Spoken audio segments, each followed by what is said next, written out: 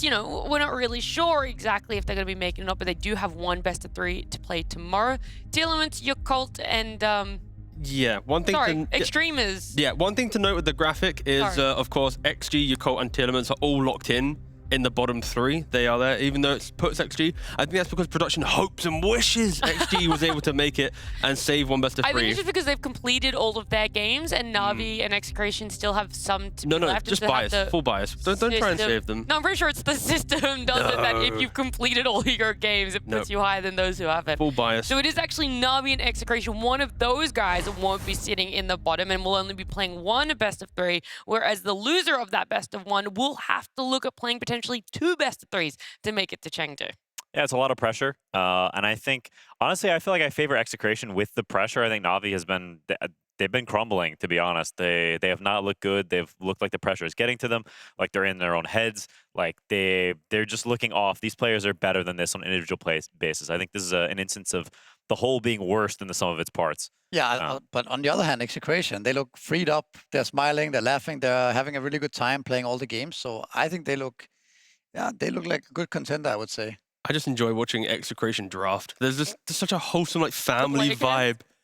The game, sure, but like the draft, like how often do you see like everyone around one PC, like community drafting? Bows and arrows, yeah, bows and arrows. Like one guy picks and you have like restaurants. jokes behind you. Like nowadays, like people don't throw jokes around, right? So Definitely not on this panel. Very disciplined. No, Never. Extremely serious, right, Misery? very serious. Wish. It's all in good fun. I know the players had a lot of fun over the last 5 days for themselves as well. And like we said, Thunder and Falcons already going to Chengdu. But the playoffs bracket is going to be an interesting one, seeing wherever Na'Vi and Execration land for themselves. Because, yes, it is that original with the format. 4 teams playing some best of 3s. And then they're going to have to go up again and play another best of 3 to qualify. Do you think best of 3s favor any one team more than another? You'd hope so, based on some of their showings in best of 1s. Yeah, I mean, I think That's valid. I feel like a team like XG actually looks better in a best of 3 than a best of 1, even though I think they've been very shaky.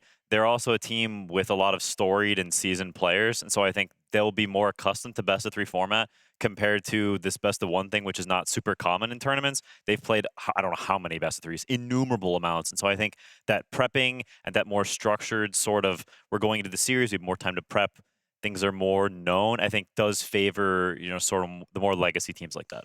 I think perhaps there's also an argument made for just who's better on the day, right? Who wakes up and who is like having a talk, who has like a motivational speech perhaps before the game. I don't know who resets better from the quote unquote bad group stage, right? So yeah, it's all up in the air. I think it's just who's better tomorrow.